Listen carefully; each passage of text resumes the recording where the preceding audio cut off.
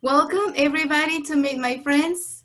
Today's episode is number 17 and my guest is Augusta Massey, and we're gonna be making t-shirts with the number. That's why I assign each of my guests with the number. As long as mine says the fantastic number 17, I'll be fine. We can definitely do that. So for the audience, I'm going to tell you how I met Augusta. So I met her at National Speakers Association. I don't know if it was the first or the second time she came, but she came and said hi to me and complimented on my outfit. That's why I remember her. And then she became my friend on Facebook, and I've been following her, and she's someone I want us to learn about. So welcome, Augusta. It's all yours. Thank you so much, Maria. It's so great to be here. Another thing I loved about Maria, I was telling her before this, I want to shop in her closet. That's one. And then it was so easy to remember you because my mom is also named Maria. And I have cousins who are named Maria. And you just have that light, that spirit that captures people and draws people in. So it was a pleasure to meet you and to get to know you. Thank you so much. You're very kind. Well, I want you to know you're a part of a big project. We're going to be making a live presentation soon as possible. Also, reunions over via Zoom. So I already have 17 participants. Some of them you know, some of them you will know. So the purpose is to form connections, and that we're a part of this positive project that we're going to be proud of.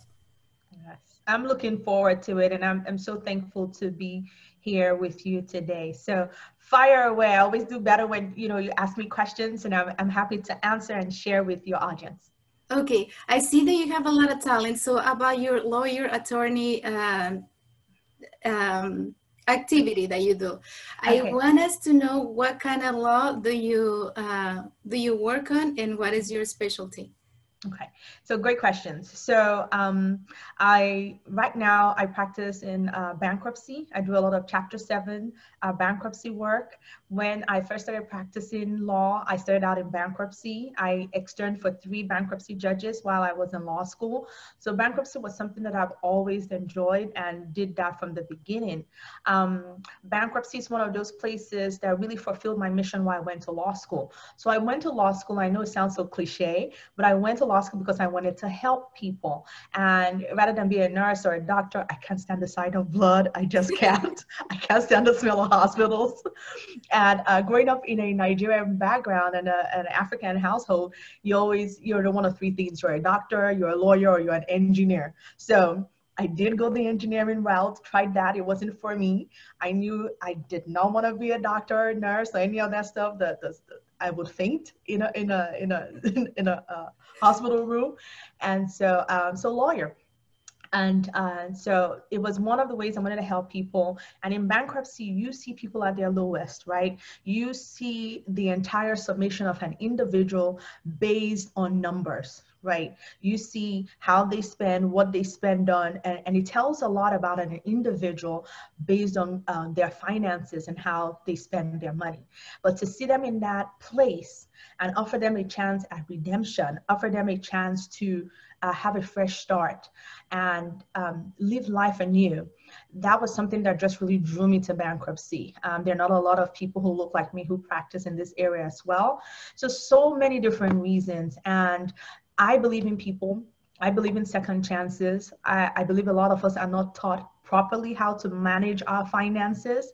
And so when you make these mistakes, to be part of that redemption story, to be part of the person who helped them cross over that divide and start afresh and assist them during that very, very, very dark, sometimes painful periods. I've had clients cry in my office. It's one of the reasons why I am passionate about this work. But besides that, I also do a lot of business legal type of work, so business formation, business contracts, any kind of contracts, starting up your business, what's the right entity to form, why that's the right entity that will work for you. And then I used to do a lot of litigation until I became a judge pro tem. So with a judge pro tem, I don't do as much litigation as I used to do. I get to be in court in a different capacity now, which is fun because you get to make the ultimate decision. So it carries its own weight, but and in the beginning it was a little bit more difficult to pull back as an advocate and now be more of a neutral party.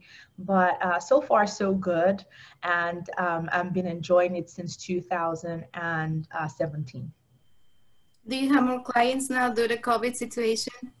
I too, bankruptcy has really picked up, but not near the numbers that as an industry we're expecting to see. So there are a couple of things, there are a couple of reasons for that, right? There has been in the moratoriums on evictions, the stimulus package that was given out, PPL loans, and so many other things. And we are happy as an industry that there are all these stopgap measures that were in there in 2008 when we had the great, recession. But we are afraid that once all those measures get taken away, we're going to see this huge influx. So the numbers have already started climbing, and we expect they will climb from now until, sometime next year. How much is the amount that you recommend when people owe an X amount of money to contact and try to do bankruptcy, if that is even the last option? Yeah, so I call bankruptcy the boom option, the bum option. You try not to go that route if you can avoid it because it stays on your record for 7 to 10 years. So there's a lengthy, long amount of time where that follows you around. But there, like with anything else, there are pros and cons to doing things. And we don't necessarily give like a dollar amount, more so a ratio, right? What is your debt to income ratio? And so you can have someone who's making 50,000 and may not be a good candidate for bankruptcy. You may have someone who's making 100,000 and may be a perfect candidate for bankruptcy. It really depends on what is their debt to income ratio. Are they making more and keeping more, or are they keeping a lot less than they're actually bringing in? So when your expenses really are exceeding your income, that is a good time to consider bankruptcy. And then if you have debts like medical debts, credit card debts, a lot of unsecured debt, which means that it's not like a house or something that is attached to a property, then you really need to start considering filing for bankruptcy. And especially when you look in your future and you see there's just no way I'm going to be able to recover, those are some good indicators for when you should consider filing bankruptcy. Do you have any type of payment plan or anything that you can offer the people who is obviously low in money? Yes. So with, the entire pandemic and the things that, that it's affecting all of us, really, I partnered up with another company called Fresh Start Funding, and they offer clients of mine a payment plan. So that used to be the thing that bugged me about our industry, was you had people who had financial distress, but then the entry point was a barrier for them filing. So the amount that they had to pay to an attorney to assist them, through this process became a stumbling block for a lot of people. And while bankruptcy is not something that I feel like it's rocket science, there are a lot of nuances to it. There are a lot of interesting twists and turns that you definitely need an attorney to help you navigate. For example, someone who moved here less than 180 days ago may not necessarily be eligible for the exemptions that we have in our state because of that 180-day period. So there are little nuances of that nature. Or do I keep one car or both cars? What is, a reaffirmation agreement? Should I do it? Should I not do it? What are the pros and cons of doing that? So many different reasons. How do I qualify for bankruptcy? What is the means test? How do you calculate the means test? And how is that different from your Schedule I and your Schedule J? So those are just, and then we have all these terms, right? Schedule A, Schedule B, Schedule C. Like, oh my God, what is that? How do you figure out, what goes what and where? And how do you make sure you don't leave out a creditor? So there's so many different things. And like I said, if you spend enough time, you could sit down, you could figure it out. The bankruptcy court is great in that all the forms are online, but it's just, we're all people, right? And we all lead different lives. And so something that might be true for me might not be true for you. Certain things that I do may not be what you do and how you spend your money. So having that professional there to kind of guide you and help you fill out those documents. And then all documents are filled out under penalty of perjury, which is serious because now you're dealing with federal statutes, you're dealing with federal prison fines, you're dealing with federal prison time. And so I don't think people just want to go and lie, but you can make mistakes and you can forget to include things. And you sign this document that you said the whole truth, that could get you into a whole lot of trouble. So having an attorney there to assist you with that is crucial and important. How long does the process take? How long in an average have you seen? Yeah, so on average, the process takes about 4 to 6 months if it's an easy, straightforward bankruptcy. So people are like, how long does it take to prepare the documents? It depends. How soon can you get me documents quickly? You know, I need tax returns for the last 2-3 years. I need all your bank statements from all your accounts for the last 6 months. I need your pay stubs for the last 6 months. Any social security interest statements, I need that. I need your utility bills for the last 3 months. So how soon can you gather all those documents so that we can verify and do our own due diligence? We put together the documents. Sometimes these are like 40, 50-page documents by the time we're done, and then we file it, and then that begins the process. You have about 30 to 45 days after the filing before you see a bankruptcy trustee. And then it's called the meeting of creditors. So your creditors can show up, trustees there, they ask you a bunch of questions about your paperwork, about your finances, about your numbers. And then after that, you wait another 30 days just to see if there are any other creditors out there who might have a claim for why you should not have a bankruptcy discharge. And then after that, those 2 time periods, I really tell most clients, it's really smooth sailing. If you don't have any objection and there are no creditors who really show up and have any objections to you obtaining your bankruptcy discharge, then we're just waiting now. We're counting time for administrative purposes. We're counting time for different things for the trustee to do. And then, you know, you get your order of discharge, and then shortly after that, your case is closed. So for the average, at least with the clients that we have been, you know, taking on and assisting over the last couple of months, it's been taking about 6 months with no hitch. I like to do my things right from the beginning. I had a pastor who used to say, things don't go wrong, they start wrong. And that was just something that really stuck with me. Like, things don't go wrong, they start wrong. So I've applied that to a lot of areas of my life and in my business. And for bankruptcy, we like to start correctly. So when I have all those information in the beginning, we can start off your case correctly. And, you know, it helps us to avoid the little pitfalls that can, you know, attack a lot of people if they don't take care of those things in the beginning. Are you taking people in person? Is that how you're doing consultations? So right now, due to COVID, it has my British accent. Yeah. So due to COVID, I've been doing a lot more Zooms than I have. Even the hearings now are also done via Zoom or telephonically or through Blue Jeans with the court. Different technology has really helped out our profession right now. And so as much as I possibly can, I try to avoid a lot of contact. I do try to meet with the client at least to just verify they are who they say they are. One of the documents we ask for, your social security card, your driver's license. We verify that to make sure that you're the person who is actually filing for the bankruptcy. And then we minimize as much as possible face-to-face contact due to the pandemic. But I can't wait until we can go back to working again. I am an extrovert. I like people. I feel like I'm a lot more busier now than I used to be. Then you could have those breaks. You go out, you know, have drinks and all that good stuff. Now we don't do that anymore. So it's like work, work, work, work, work. So I can't wait until we get back to being in an office again. Yes. How is the process with the judge now, with the courts, as far as COVID? How has that changed it for clients? So that's a good question.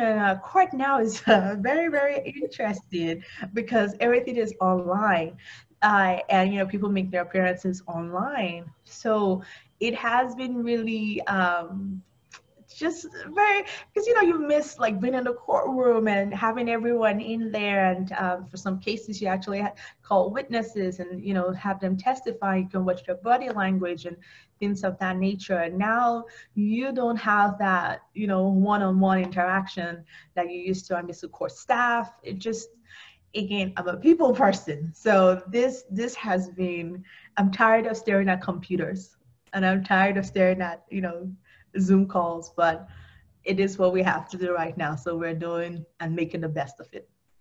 I understand. Everything has changed, right? It has, but you know what though? People keep saying, "Oh, this is the new normal," and I think we'll never go back to the where we used to be.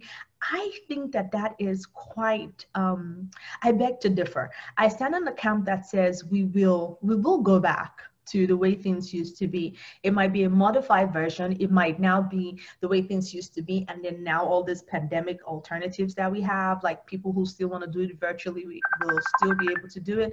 But I think for the most part though, a lot of us like that one-on-one interaction, right? We like to, have that face-to-face contact, and I miss the hugs and being around people. I think for a lot of people, the allure of conferences and meetings and all of that, I think will return back to the way things used to be.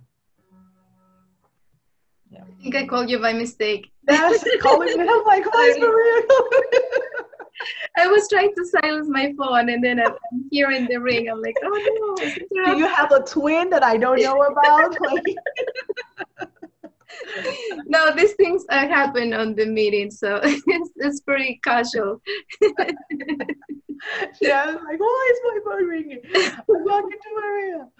Yeah. No, it's me. Also, I saw that you're an author, so I don't know about your book. Tell us about it. Oh, great question. Great question. Thank you so much for asking that question, Maria. So I wrote my books out of, so I'm going to have to backtrack a little bit, give you some background story. In 2014, I was pregnant with my son, my favorite son, as I call him, even though he's my only son. And I was on bed rest, and I wasn't able to practice. I wasn't able to work. But then I remembered that I had put some systems and things in place the year prior to. And so even though I was on bed rest, I was still making money. And so that was something that I just felt, because my friends were like, how are you still making money? How are you still able to do all this stuff? You're on bed rest, you're not really working, like, how are you doing this? And then I used to get a lot of calls too because I mentor lawyers, younger lawyers, and I like that work. I like mentorship because of the give and take and the things that you can birth out of that. So I was having this conversation one time, and she just kept drilling me down. And I was like, you know what, I'm just going to write a book. Overachiever that I am, I was on bed rest, and I decided, yeah, I can write a book. And so I wrote the book. The first one was called Lawyer Up, and it was for lawyers to teach them how to become bosses at their own law firm, to help them to get into a place where they could make money. And for me, like, money's not really the end goal. It was being able to have that time to let my body do what it was supposed to do and birth this child, and at the same time still, financially support my family. And it was just, so with the whole pandemic and stuff, there were tools, there were some things I was already doing before the pandemic. So it wasn't really too much of a stretch to just switch over to do that, because some of these things I've been doing for quite a while now. So anyway, so I wrote the book to answer that question and to help a lot of young mentees, other people who were asking questions about how do I start my own law firm, friends who wanted to transition like I had transitioned from working for a firm into my own business, just laying down the steps and the action that I took, from my mindset to the tools that I incorporated to marketing, all of those things that they don't teach you in law school, but that you need to be a successful business owner. So it was focused more on the business side of law, because I feel like as our attorneys, we're very good at what we do. We're very technical. We understand the subject matter. We really focus on the academical part of things, but how do you run a business? And a lot of us go into business to make money. I don't know too many people who are in business not to make money. Even nonprofits need the money to be able to do the functions that they do. And so that was why I wrote that book. But then after that book came out, I had gone through a campaign. I learned a lot of things along the way about publishing, about writing is the easy part, actually publishing it, marketing it, all of that same stuff that I would do for a business. After that, though, a lot of people were like, you only work for lawyers. What about us? Like, and these are my clients. Like, you're supposed to be a business attorney. You're supposed to be our business lawyer. What about us? So they were feeling discriminated and left out. And so the second book I wrote, Boss Up, was an answer to that request. What about us? What about us business owners who want to start up a law firm? I'm sorry, not a law firm, start up their own business, right? And so I go more into sole proprietorship, LLCs, corporations, what you need to do, what you don't need to do, marketing on a shoestring budget, that sort of thing. So that was Boss Up. But then after that, then I started getting question, can you teach us? Can you teach us how to do this? So last year I started working on my mini course called The Legal Advantage. And so The Legal Advantage, you can find it on my website. It's called www.mylegalbestfriend.com. So mylegalbestfriend.com, because I want us to be the best friend for business owners. And so that course it's The Legal Advantage. It's a couple of modules. It doesn't take long. You can finish it up in a weekend. And it's just really like an introductory course into starting your own business for beginners. But the difference in my course is, because of my legal background, I go into the legal aspects of things you need to be doing in the beginning, which is different from a lot of courses that I saw in the market that talk about maybe the business side of things. My course starts from the same steps I took, my mindset, my business processes, but also the legal side that you would pay hundreds and hundreds of dollars for an attorney to assist you with. So I have the course, I have the books, and for a while too, I used to do vision board classes, funny, but I just felt like vision boarding for me has really changed my life in terms of manifestation and how I manifest things. I just feel like as human beings, we have to stay focused. And so even with the pandemic, I done my vision board for 2020, which so I had to do a new vision board and just keep that in front of me to keep me reminded and focused on the things that I'm trying to birth for this year. And so far, so good. I've had a couple of minor setbacks the last 6 weeks. I've lost about 6 people. So it has just been like a really trying time, but having that vision board, remembering what I'm here for, what my purpose is, what I'm doing, is so great. And I just feel like our minds, we gravitate towards pictures. When you think about, you're teaching a child, A for apple, B for ball, you're showing them little cute pictures, and it just helps them, learn and retain. And so there's something about a vision board, more than writing it down, more than journaling it, just having that stuff in front of you and using it the correct way is a great manifestation too. I definitely practice that. I believe on it. And you're surprised when you get like the hardest thing that you think it was hardest to get. And when you see it, it's like you want to cry. Yes. Yes. And I tell people, it's like, don't put a time limit on it. It can happen today. It can happen tomorrow. It just, like, how badly do you want it? How much are you focusing on it and all the good stuff? But it's such an easy way to just pull things into your universe that you really, really, really want. So a lot of things so my friends used to joke, they would go like, oh, now you have another award. Now you have another one. So that's my nickname now, and another one. But a lot of those things were on my vision board, right? Awards and accomplishments and accolades in and out of my industry. And so just certain things that you put out there. And then when you see it, like you said, it's a great visual reminder. And you just get so emotional and you cry because you know that really and truly you can design your own destiny. You can create your own life. You can. And I'm not saying that, I don't believe in a higher power or that there are not some things that are out of our control. But I always say, if you can control anything at all and you could do just a little bit to bring good things into your life, why wouldn't you? Why wouldn't you? And it's so fun to make. It's so easy. I put on my earphones, I'm cutting my stuff and it's just like get into the zone. And it was like, they know not to disturb me when I'm doing my vision boards. It's self-care. Are they getting bigger as the years advance, as you gain like understanding and as you see manifesting as an art of love? Actually, I'm thinking my vision boards now have become smaller, to be honest with you, because there's something to be said, I believe, about just the power of focus on a few things rather than so many things. Mhm. And my vision has become bigger and bigger. So I feel like I need all this energy focused on, 4 or 5 items. And then when I accomplish this, I move on to another vision board. Because before I used to think I put everything on my vision board. But sometimes I find myself like I want a vision board just to focus on my spirituality, or I just want a vision board to focus on this dollar amount that I'm trying to bring in. And so I find now that my vision boards have become smaller and smaller. But then I found more creative ways and places to put them. So like on my phone, on my desktop, just different places that it's constantly in my face and constantly in my forefront, in my view, and that those things get accomplished faster and faster, and then I move on to the next one. That's Yeah. interesting. I like that. Plus, Less it gives me an items, more excuse. focus. Sorry, say that again. No, less items, more focus. Yes, less items, more focus. Yes. I'm glad. So where can people find your books? I want to say that they're such a great titles, and that helps on selling, promoting, and everything. So you did a good job on that. Yes, thank you. You can find my books on Amazon.com. You just type Augusta Massey. They all pop up. You can find them also on my website, either www.mylegalbestfriend.com, or you can find them on my law firm website at MasseyLawVegas.com. So MasseyLaw Vegas.com. So instead of Las Vegas, we did Law Vegas. Just to be extra. I see you have a happy spirit and you like to enjoy life. And I like that about you. You have like a joyful spirit. Hmm. Tell us about that.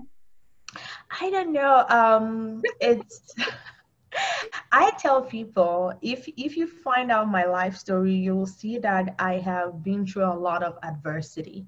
So joy is something that I consciously choose every day.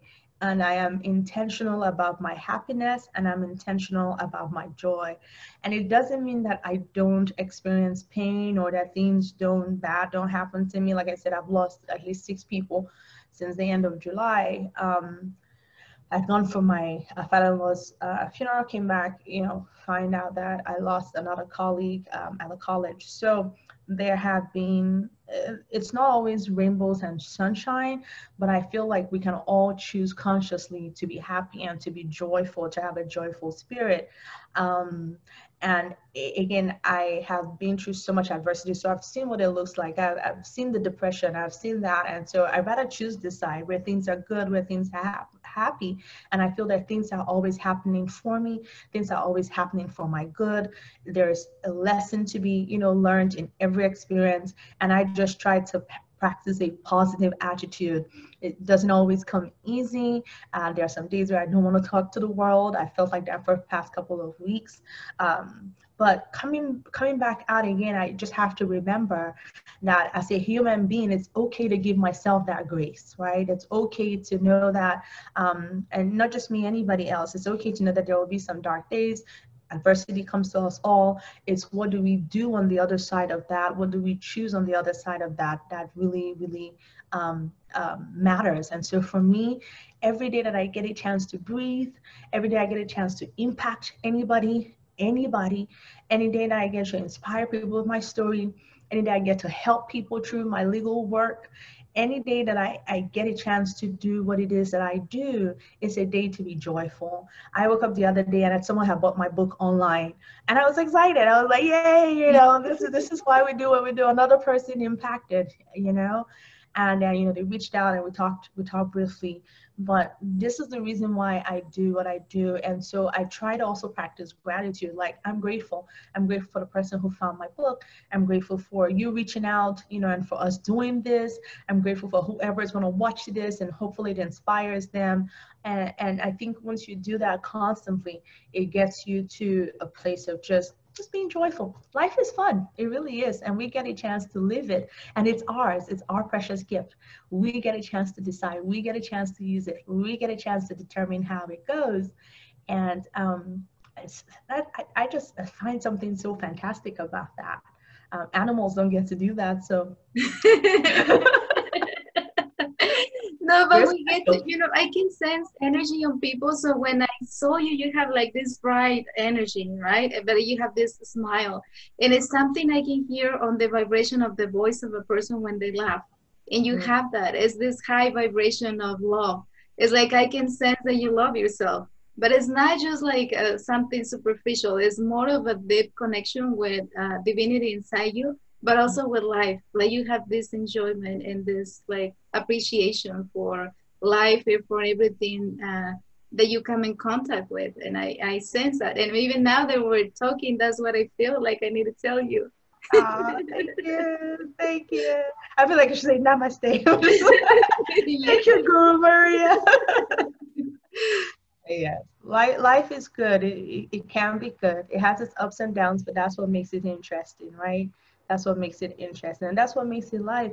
I read one quote one day, and it's like, I want to skid sideways into my grave. I'm like, I'm not sure about skidding sideways, but I do, I do want to have good stories to tell, and so far I have been lucky enough to have some really great stories to tell.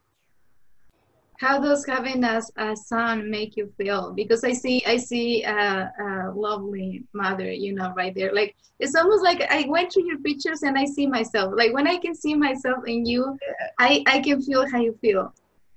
Right. And I was like, even when you came on, I was like, oh, she has a haircut Yeah, we style like me. celebrate the same time, girl. Like she got the memo inside her name. But yeah, I enjoy being a mom. Okay, so my first born is a girl. I had her in 2012, and she was just a journey on her own. So I'll tell you a little bit if we have some time. I was pregnant. It was my first pregnancy. I had just started my law firm. That was not the plan to do both at the same time. And so I was like, whoops, I'm pregnant. I missed the first trimester. I didn't even have any signs. And so the second trimester, when I found out I was pregnant, I was still doing all this stuff real quick. I have to do all this stuff. I have to do my nest. I have to paint her room. I have to do this, do that. And I think I just wore myself out. Anyway, so one day I was supposed to go to work. I had interviews. I had work, all this kind of stuff, hearings, rather not interviews, hearings. And I just started feeling this pain. Long story short, I got rushed to the hospital via emergency. I got there and they're like, oh my God, like you need to be flipped upside down. So they flipped me so that I'm like my feet's in the air, my head is down, because they said gravity was working against me. But at this time I didn't know this. All I know is that I'm hanging upside down. I'm in this triage room with all these other women going, the noises as pregnant women we make. And I'm like, oh my God, why am I here? My baby's not, she was only at about 24 weeks at that time. And I'm just like, why am I here? And so I'm calling my mom, I'm calling my husband, I'm calling my sister, like, oh, 911, I don't know what's going on. And so eventually, they get a call from my doctor to tell me what's going on. So apparently my baby was coming out already. I had dilated 3 centimeters. She was already crowning. She was ready to come. So all those pains I've been feeling all weekend were not just cramps. They were actually labor pains. And so I had to have emergency surgery. And then I had to be on bed rest with her too. So all my babies, they just put me out of commission. So I'm there in the hospital on bed rest. I stayed about 6 weeks. And then on the last day that I was finally able to go home, um, she decided, no, I'm not going home with you. I'm coming today. Like, get me out of here. So I had to have an emergency C-section. She came out really sick. She had to go to the NICU, and she stayed in the NICU for 3 months. So you can just imagine, like, here I am, had a business I was running. Now, I had this baby. I felt like my introduction to motherhood was by fire. All the things that could go wrong had gone wrong. And I felt like my body failed me. Just so many things, right? And it's a first time mom, so you don't even really know what you're supposed to be feeling, not feeling, and nothing about it was normal. So that was my daughter, and so I ended up calling her Kairos because I just felt like she had her own supernatural timing, and she needed to be there at that time, and that's why she came. With my son, there from the beginning, they were like, okay, after your last experience, we know that you have your pretty much they were calling my cervix incompetent. Can you just imagine? These doctors are so rude. They're like, your cervix is incompetent. You're going to be on bed rest. I'm like, okay, whatever. Rude doctors. So I stay on bed rest throughout the whole time. And so that's when I decided to write a book. But with him, it was just an easier pregnancy. But then, you know, come 40 weeks, like, dude, are you going to come out? And he's like, no, I'm chilling. I'm eating pizza. It's comfy in here. so, so at 42 weeks, I was supposed to be induced. And then, of course, the night before, my water broke. And so he decided to make his entrance rather than be forced out. So with my kids, I say they both have a sense of humor. They don't care about mommy's timing and what mommy has to do. They're both very smart, very precocious, ask me a ton of questions. They keep me on my toes. And it's gotten worse with the pandemic because they're schooling from home. So yeah, very, very interesting people with strong, strong personalities. And they teach me so much every day, just about life, about myself, about running a business with children. They are my biggest inspirations. Yes. How do you feel when you out of work and you just get to see them and talk to them? Like sometimes that happens with me and my son. Like I get busy working and then I come. I have a 9-year-old and I don't have a daughter. I always wish to have one. And I saw your picture with your daughter and beautiful eyes, and I love the shape she has on her face, like this Yeah. bottom. It's so cute. And it's just the connection that you have with them is like they bring out the child in you. They do. I love children because they don't have any guile, you know. They don't have this expectation of you. Children just, they let you be, and they tend to see the good in people, right? They haven't been corrupted, they don't have all this stuff. And so their minds are also not blocked. They see possibilities, infinite possibilities. And so why I love playing with children and why I love my children, and we roughhouse, we do all kinds of stuff, we bake, they're my best travel buddies, everything. It's just because like children make it easy for you to just be yourself, and you can get really creative. Some of my best solutions have been actually talking with my kids, like, so what do you think about this? And they give me something that it doesn't mean it doesn't sound great, but then I can take it of what, for whatever reason, whatever they say, just helps my creative juices, you know, start flowing. So children are awesome. I was talking to a friend the other day and she was like, I dreamt and I saw you, you were like working with children. And I was like, oh, was it paid though? I still got bills to pay, but I think it would be just a fun job just to work with children, especially little children, right? Because you just get to see them come alive, take their first steps, say their first words, do all of this stuff, just see them be human and interact with the environment. And so, I don't know, I love children. If I had easier pregnancies, maybe I would have had more kids.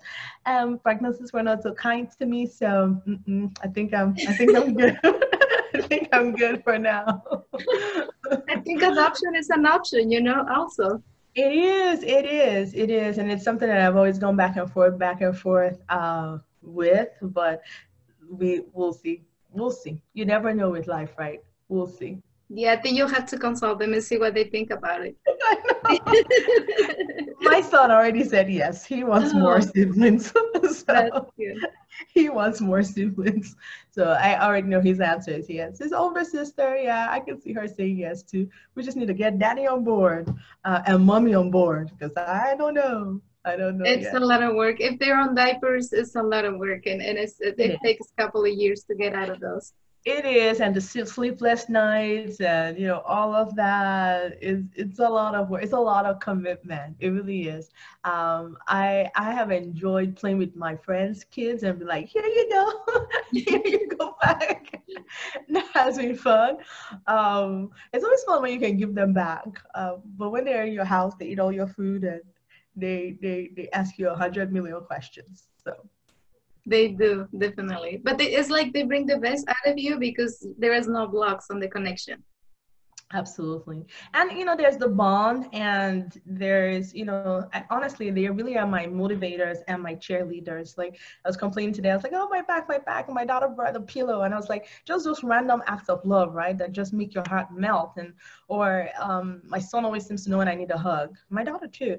It's almost like, and so I don't know how to explain it. It's just children bring out a different side of you.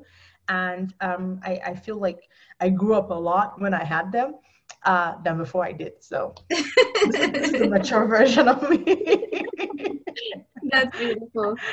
Is there anybody that you want to shout out or last words or where to follow you, how people find you, how they can contact you if they want Yeah. to join your program, anything that you can teach or coach?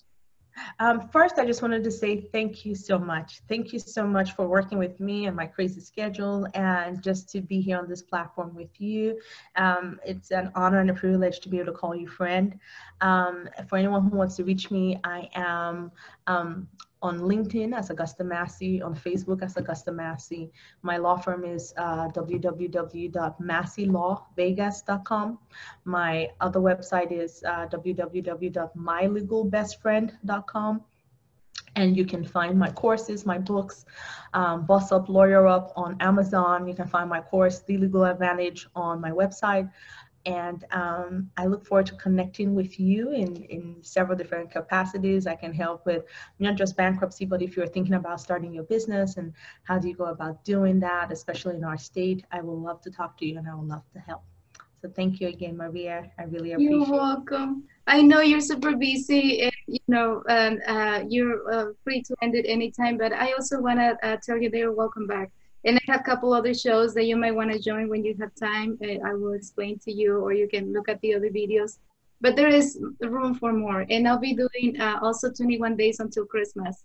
That's going to start probably late November, beginning of December. It's going to be to bring the joy of Christmas. So, before even that one, I have two more that you can join if you like. But I wanted the audience to get to know you and then see what you're all about and also contact you if they need to. I appreciate that. And I'm a Christmas baby. I've been playing Christmas music since July. So help me in, help me in Yeah, further. you are invited. So what we're gonna do is music, is decorations. You're decorating your tree. We're gonna have hats for Christmas, backgrounds, music, anything you wanna sing. It's just Okay. to bring up the spirit because I don't know how it's going to be this year with COVID, but it is also because I wanna have those videos available for the following Christmas. They're gonna be on Okay. YouTube. Okay. Awesome. I love the way you think. I love everything that you're doing. So help me in. All right. Well, thank you again so much. I really do appreciate you.